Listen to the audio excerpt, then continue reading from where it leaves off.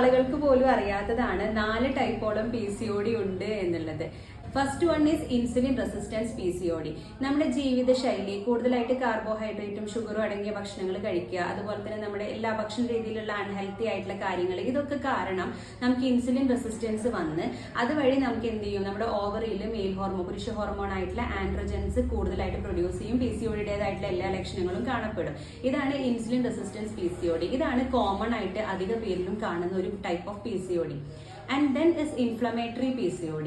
അതായത് നമ്മുടെ ബോഡിയിൽ ഇപ്പോൾ ക്രോണിക് ആയിട്ട് ഇപ്പോൾ ഒരുപാട് കാലങ്ങളായിട്ട് നിലനിൽക്കുന്ന എന്തെങ്കിലും ഇൻഫ്ലമേഷൻസ്, അതിപ്പോൾ നീർക്കെട്ടുകളാവാം, അല്ലെങ്കിൽ നമ്മുടെ വയറുമായി ബന്ധപ്പെട്ട ദഹന പ്രശ്നങ്ങളാവാം. ഇങ്ങനെ എന്തെങ്കിലും ദീർഘകാലമായിട്ട് നമുക്കുള്ള എന്തെങ്കിലും ഒരു ഇൻഫ്ലമേഷൻ കാരണം നമുക്ക് നമ്മുടെ ഹോർമോൺ ഇംബാലൻസ് വന്ന് നമുക്ക് അങ്ങനെ PCOD വരുന്ന കേസുകളുണ്ട്. അതാണ് inflammatory PCOD. And then adrenal PCOD. ഇത് ജനറ്റിക് ഫാക്ടേഴ്സ് കാരണം അല്ലെങ്കിൽ നമുക്ക് കൂടുതലായിട്ട് സ്ട്രെസ് ഉള്ള ആളുകളിലൊക്കെയാണ് ഇത് കാണാറുള്ളത്. നമ്മുടെ അഡ്രിനൽ ഗ്രന്ഥികൾ കൂടുതലായിട്ട് മെയിൽ ഹോർമോൺസ്, പുരുഷ ഹോർമോൺസ് സെക്രീറ്റ് ചെയ്യുന്ന ഒരു അവസ്ഥയാണ്. PCODയോട് പോലെയുള്ള സിംറ്റംസ് ഒക്കെ ഉണ്ടാവാറുണ്ട്. അതാണ് adrenal PCOS. And then is post pill PCOS.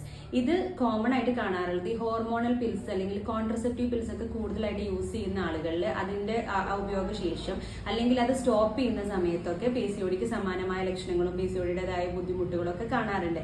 So അതാണ് പോസ്റ്റ് പിൽ PCOD.